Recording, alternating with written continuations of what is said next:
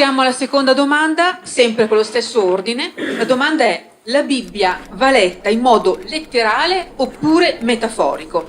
E come fa un credente a distinguere i passi da intendere in modo letterale da quelli che invece dovrebbero essere letti in chiave allegorica? Allora sì, questo è in effetti un grande problema, nel senso che io ho fatto una scelta metodologica che dichiaro da quando appunto ho iniziato, diciamo, a raccontare quel che mi pare di leggere in quel testo.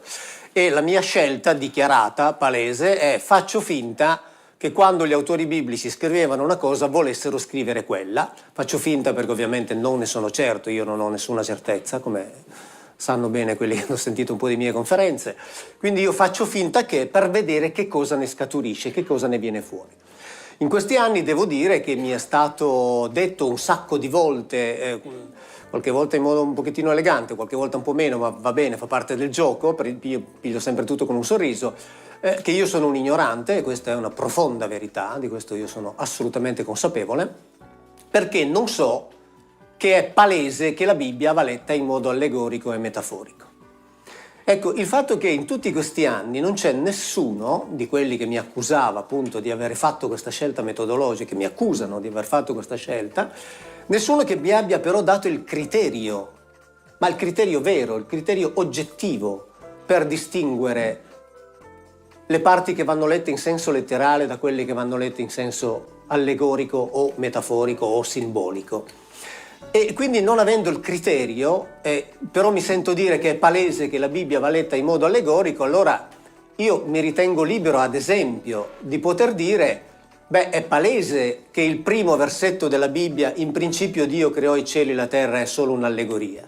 Cioè, quel popolo, così come noi oggi per la verità, non sapeva che origine avesse l'universo e quindi ha inventato questo racconto allegorico, inventandosi un personaggio onnipotente, diciamo così, che l'ha creato perché non era in grado di spiegare, non lo siamo neanche noi, poi noi cerchiamo le vie scientifiche, allora un pochettino meno.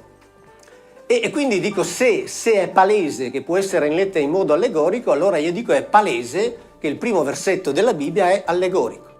Se non è palese, e quindi se invece è chiaro che il primo versetto della Bibbia va preso in senso letterale, perché c'è un Dio che ha creato l'universo, e ripeto, lo sanno quelli che seguono le mie conferenze, io quando dico di Dio non so nulla, intendo dire anche che io non dico che Dio non esiste, dico che di Dio non so nulla, quindi Dio può benissimo esistere. Io non metterò mai in discussione l'esistenza di Dio, perché non ne so nulla. Per metterla in discussione dovrei sapere, cioè dovrei avere le certezze degli atei che non ho. E quindi io dico, se invece il primo versetto della Genesi, faccio quello, ma gli esempi potrebbero essere decine, va preso in senso letterale, allora io ho bisogno, ma è un bisogno vero, di avere il criterio oggettivo, però non soggettivo. Cioè non scegliere i versetti che mi piacciono, no, sono letterali, quelli che non mi piacciono sono allegorici. Il criterio oggettivo per prendere la Bibbia, che è il libro che Dio avrebbe ispirato per parlare con noi, con ciascuno di noi, mettermi di fronte alla Bibbia e capire che cosa devo ritenere letterale e che cosa no.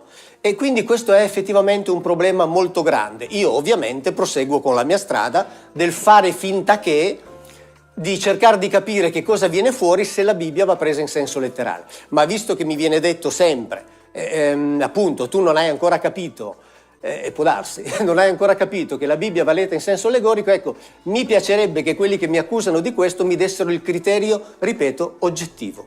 Effettivamente il primo verso della Genesi è molto problematico, cioè se voi leggete l'interpretazione che poi è stata data di questo versetto troverete tutto il contrario di tutto, cioè e cose che non ci possiamo aspettare, cioè ad esempio che la materia possa essere eterna, insomma, secondo l'idea aristotelica.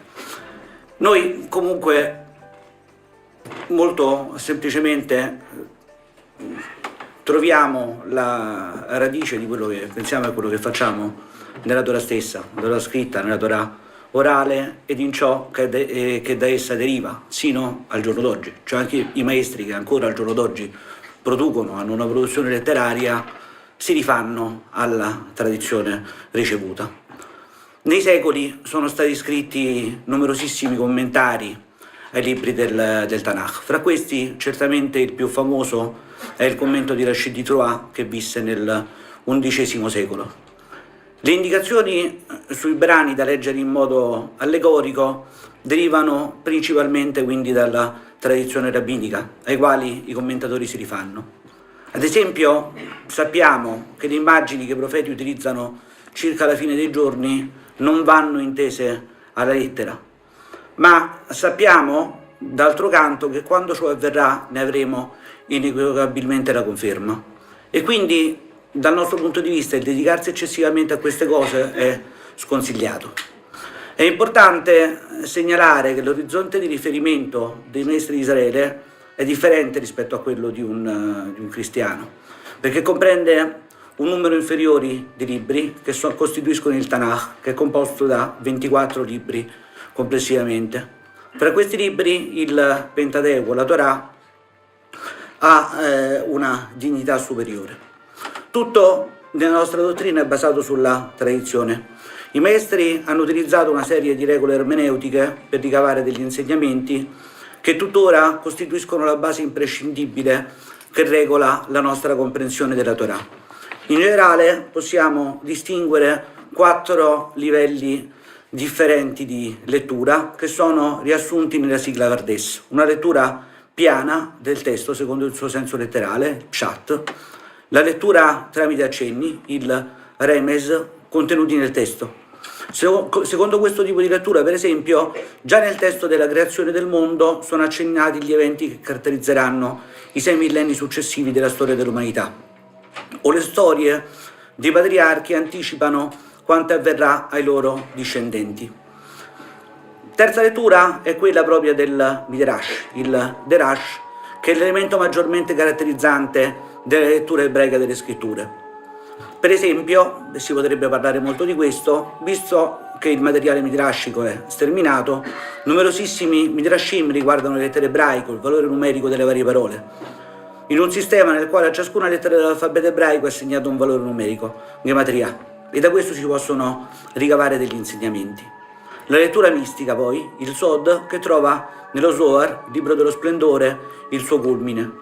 Per accedere a questo livello di lettura, non alla portata di tutti, secondo le espressioni di Maimonide, ci si deve essere riempiti la pancia con carne e vino prima di intraprenderlo. Il primo autore a trattare di questi temi fu lo spagnolo Rabbi Moshe ben Nachman, che vive nel XIII secolo. Quello che è fondamentale però è che è indispensabile un'interpretazione, e questo distingue l'ebraismo rabbinico da molte altre letture, come quella dei Caraiti, che non intendono discostarsi dal testo. Per questo la legge del taglione, per esempio, è intesa letteralmente, secondo i Caraiti, mentre secondo l'interpretazione rabbinica questo precetto serve a istituire la pratica del risarcimento del danno procurato. Parlando delle regole del sabbato, l'ebraismo è così tanto importante, del quale invece nella tradizione scritta non si parla molto, e comunque molto meno di altri argomenti, i maestri affermano che si tratta di una montagna appesa ad un cavello. Le numerosissime regole relative allo Shabbat, pertanto, si ricavano solamente da questi pochi accenni presenti nel testo biblico, e quindi dal nostro punto di vista non è possibile immaginare il testo senza l'interpretazione che lo accompagna. La Bibbia va letta letteralmente o metaforico? Dipende da quale parte ci possiamo mettere. Infatti quello che diceva Mauro Bilino è molto importante, il fatto che noi dobbiamo vedere sempre i testi della Bibbia attraverso anche l'esperienza del nostro intelletto, usando le esegesi bibliche e le spiegazioni anche dal punto di vista scientifico e teologico da una parte dal punto di vista teologico cristiano e scientifico dal punto di vista della scienza, perché nessuno di questi dei miei relatori qua non possono negare l'esistenza della scienza e soprattutto l'evidenza scientifica di tanti testi e anche di quello che noi, scientifica, religiosa e storica. Dunque non neghiamo la scienza e la possibilità di altre cose che noi non possiamo e non abbiamo la capacità di dimostrare. Mauro dice che dobbiamo prendere, e soprattutto la Bibbia va interpretata letteralmente, dunque Dio ha creato i cieli e la terra, dunque e dal punto di vista qualcuno ha creato questo Dio gli ha dato la forza onnipotente di creare il cielo e la terra e ha creato quello che noi vediamo. Però anche lo stesso Mauro, per esempio, in tante delle conferenze, vedete che io seguo Mauro Bilino, vedete? Non sono un ignorantello, anche Mauro tante volte fa appello all'allegorismo e la metafora. Per esempio il serpente di Mosè lo vede come un scienziato, un medico, no? Il serpente della Genesi, lui dice che in realtà è un uomo di scienza, un scienziato che si occupa dell'ingegneria genetica. È vero o no? Vedete? Dunque l'interpretazione, anche Mauro tante volte non la prende alla lettera, ma anche scusate la mia lingua italiana, metaforicamente. Bravo. E dunque anche coloro che contraddicono l'esistenza di Dio nella Bibbia, Yahweh, Elohim, plurale, tutto quello che vogliamo. E qui voglio fare un piccolo, sono in debito con il nostro carissimo amico di rispondere. L'ex imperatore di Roma, no? Il Cesare, era una persona unica, no? È vero, era un imperatore, no? Un uomo? O no? Erano di più Cesari, era uno, un imperatore. Quanti appellativi aveva? Pontefice Maximum, Sommo Pontefice, il Dio Sole. Dunque usava il plurale. Nella nostra Chiesa ortodossa, io quando mi firmo, per esempio, sui documenti dico noi avondios. E mica sono tanti avondios, sono uno, e grazie a Dio che faccio già danni. E dunque, vedete, quando ci fermiamo nei documenti nostri ecclesiastici, io dico noi avondios, per la grazia di Dio, vescovo di Milano o di Brescia. Noi. Perché noi? La regina d'Inghilterra, quando si mostra al popolo, dice noi abbiamo deciso, noi vogliamo. Dunque vedete come si può interpretare questo noi dal punto di vista allegorico o letterale. Dunque dobbiamo fare distinguere. Mi piace sempre fare delle come posso dirvi, delle analogie, non tanto teologiche quanto con le cose naturali nostre. Dunque la Bibbia va letta tante volte anche attraverso la nostra capacità intellettiva. Io non so niente di Dio, io non ho visto Dio. Voi l'avete visto? L'avete visto? Non l'avete visto? No, perché non si può vedere ciò che non si può vedere. Non si può vedere ciò che non esiste.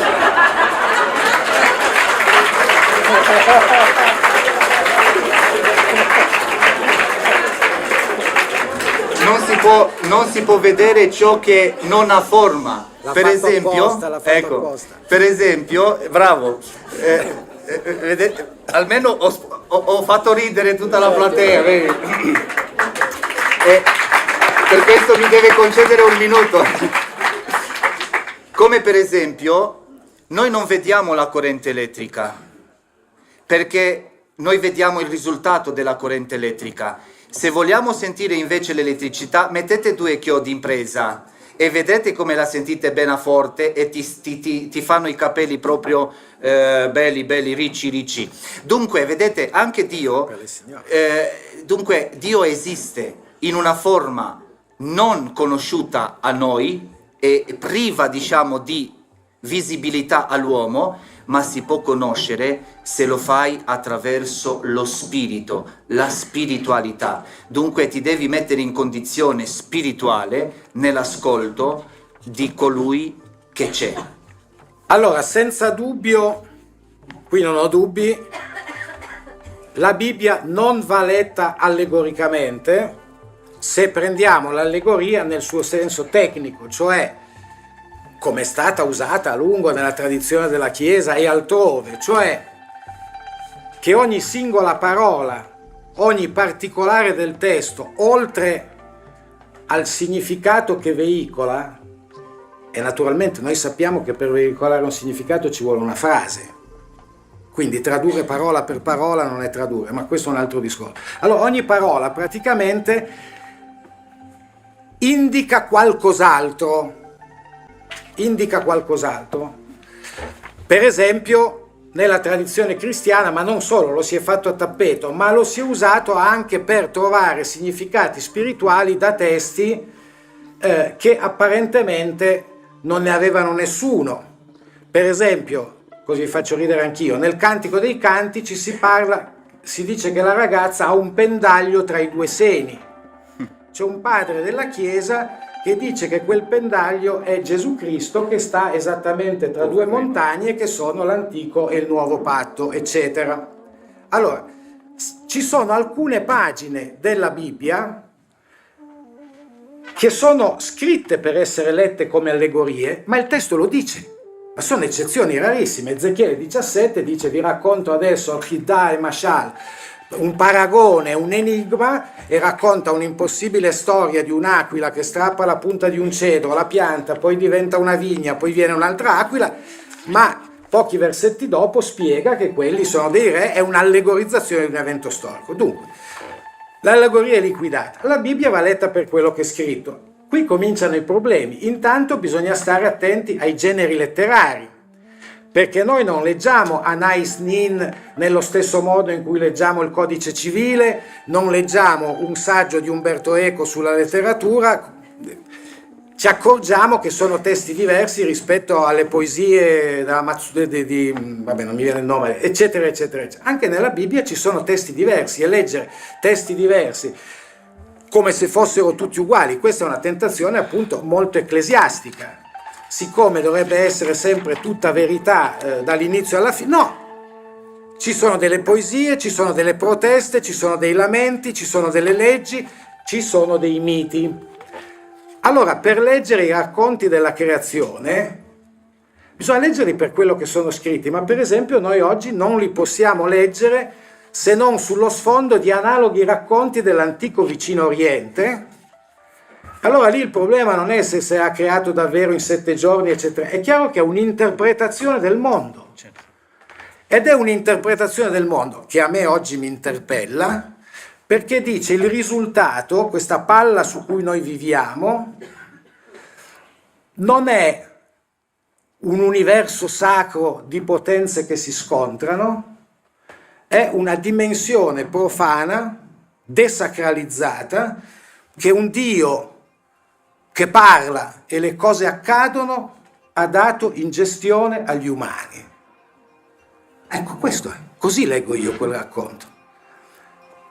È chiaro che il serpente, con buona pace di tutta la tradizione cristiana fino al mio amico Lutero, non è Satana, e non c'è nessun protovangelo alla lettera, poi ne parleremo magari dopo. Quindi, ma noi così oggi leggiamo la Bibbia nelle facoltà di teologia. Se ho un minuto faccio un esempio di quelli che qui sono come buttare un cerino nella benzina, ma avete capito che sono uno spiritoso, quindi no.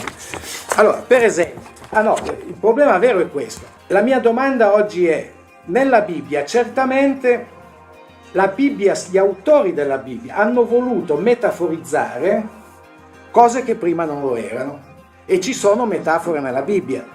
Allora lì la domanda è saperle individuare con grano salis, no? Appunto, ha ragione Bilino, quando mi fa comodo o scomodo è metafora o non lo è. Io penso che quando si dice che Dio è la mia rocca sia sempre stata una metafora.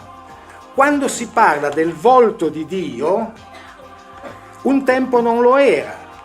O quando si dice che Adonai, io non pronuncio il tetragramma per rispetto a chi non lo pronuncia, è colui che viene da Teman, colui che esce dal deserto, che fa figliare le cerve nel deserto e che spacca tutto, probabilmente all'inizio non era una metafora, era la rappresentazione di un Dio guerriero. 30 secondi. Ma è chiaro, perfetto, ma è chiaro che a livello degli ultimi editori, che per me sono quelli che ci hanno fatto la Bibbia, che leggiamo noi, che sono tra l'epoca persiana e l'epoca ellenistica, non hanno cancellato, essendo letteratura di tradizione, neanche i frammenti ancora politeistici che hanno nel loro testo, ma è evidente che li intendono in metafora. Allora io traduco così il verso 1 del Salmo 82: Elohim è presente nell'assemblea di El. Io credo di sapere che il primo Elohim è stato volutamente sostituito al tetragramma per farlo più monoteista. Cioè in epoca persiana, per non dare l'impressione che quando si parla di Adonai stiamo parlando del nostro Dio nazionale di provincia, ma ormai parliamo dell'unico. Comunque, Elohim, plurale grammaticalmente, ma è pieno di plurali singolari nella Bibbia ebraica, lo sanno tutte le grammatiche. Un Elohim è presente nell'assemblea di El, cioè nell'assemblea degli dei, in mezzo agli Elohim giudica, cioè va a dimostrare che è il più autorevole degli dei, e alla fine dice degli altri: siete dei, tutti figli di Elion, il capo del Pantheon, ma voi morirete e io no. Allora, così lo leggo io martedì mattina in un corso di teologia dell'Antico Testamento. Credo di aver letto quello che è scritto. Poi uno può dire: questa è la propaganda di qualcuno che si è inventato che il suo El di provincia è l'unico Dio monoteista. Io dirò: credo sia la remota voce di Dio che mi interpella anche così, ma questo lo lascio in secondo piano. Se discutiamo di come si legge, ecco, io credo che si debba leggere così. Ho finito.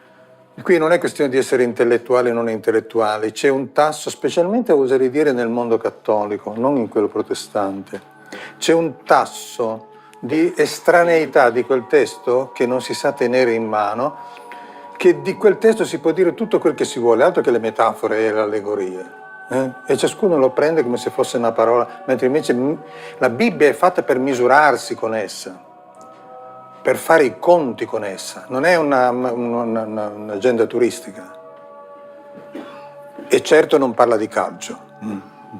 Allora dunque, io direi che su questo discorso la metafora, l'allegoria è tipica del linguaggio umano, anche che più senso. Io dico ad esempio che sto parlando e gli argomenti scorrono lisci, adopero subito una metafora, nel linguaggio comune, corrente. La metafora è parte costitutiva della comunicazione. Quindi io darei per scontato che nella Bibbia, che è un libro ricco di comunicazione, ricchissimo di comunicazione, ci siano delle parti della Bibbia soprattutto, ma direi complessivamente, la Bibbia intera è fatta per comunicare. È fatta per comunicare qualcosa di fondamentale, servendosi di qualcos'altro che serve come passaggio per comunicare questo qualcosa di fondamentale. Che cosa vuol comunicare fondamentalmente la Bibbia? Vuol tentare di porre Dio a fronte dell'uomo e l'uomo a fronte di Dio, per quel tanto che si riesce a intuirne la presenza all'interno della storia, in questo caso specificamente per il Primo Testamento il popolo ebraico, ma non solo. Allora, dentro questo io so che mentre mi sta parlando di eventi, di fatti, magari di cronaca, di quel tempo, io so che l'intento fondamentale è un altro. Quindi quando io cerco un senso allegorico all'interno della Bibbia, lo cerco perché capisco che mi vuol dire quella cosa importante lì. Il senso della Bibbia non è informare sulla successione dei re di Israele, è per, attraverso quelle vicende, lanciarmi un messaggio più profondo. Si tratta però, a mio modo di vedere, di presupporre che bisogna sempre partire da un significato che è la lettera, poi eventualmente vedere se la lettera stimola qualcos'altro. Ad esempio, mi permetto qui di interloquire con chi mi ha preceduto sulla famosa prima pagina di Genesi, no? Beh, a me francamente vi dico dal momento che mi interessa moltissimo questo, sono molto interessato come questa prima pagina la aprirebbe un cinese, non un cinese acculturato che ha esagerato in Europa, delle metropoli, ma il cinese con la sua cultura millenaria, apre quella pagina, un'altra cultura completamente diversa, apre e legge. Ma questo lo so per esperienza. Qual è lo shock anafilattico?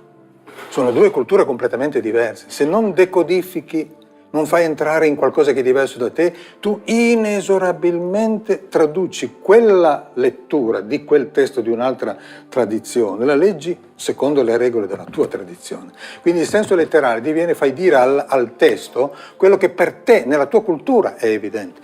Dovessi dire qui una delle cose che avevo preparato ma richiederebbe un sacco di tempo. Allora, il nostro Occidente si è abituato ad un modo di leggere letteralmente la realtà che è fortemente storicistico e razionalistico, e a quello crede. Ma questo non è condiviso da altre culture che ritengono che il discorso letterale più importante è su un altro livello.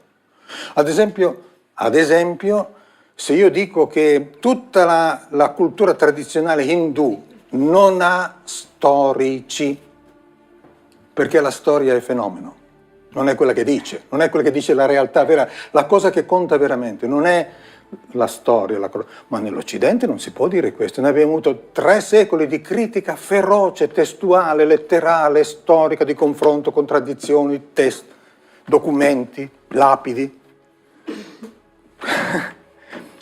Questo richiederebbe veramente quella che oggi i grandi ricercatori del senso letterale della Bibbia hanno catalogato ormai nel giro di 150 anni 4 livelli di critica e autocritica del modo di appoggiarsi alla scrittura per conoscere il modo con cui appoggiarsi alla scrittura senza imporre criteri di una razionalità che sono tipici di una cultura, ma non sono la parola. Allora, rapidamente dico su Genesi, così intervengo con una piccola puntualizzazione. Ritengo che però, quando fu scritto Genesi, si aveva un certo livello di conoscenze. Il mondo si giudicava con quello strumento scientifico, questo vale anche per Galileo, con lo strumento scientifico che erano gli occhi, il tatto, i sensi, cioè. Non c'era altro strumento scientifico, ed era uno strumento scientifico. Quindi accusare di non scientificità le epoche che non avevano ancora la possibilità col cannocchiale dello strumento intermedio nuovo vuol dire giudicarle con un criterio diverso rispetto a quello che aveva. Con gli occhi il Genesi mi dice l'universo in un certo modo. E il modo qual è? È un insieme di oggetti che stanno su appesi ad un concavo metallico particolare, eccetera, eccetera. È un tipo di spiegazione, ma quel senso letterale non è fatto per dirmi che devo imparare la scienza in quel modo. Lo dà per scontato con le conoscenze del tempo. Ciò che mi vuol dire invece è che quelle cose sono, come dicevo giustamente prima, sono cose, non sono dei, perché ciascuna di quelle cose che vengono appese lì nel mondo circostante erano dei, sole, luna, stelle, astri, eccetera. E invece sono cose, sono come dei pendali, a Grazie. partire dalla scienza del tempo. Grazie.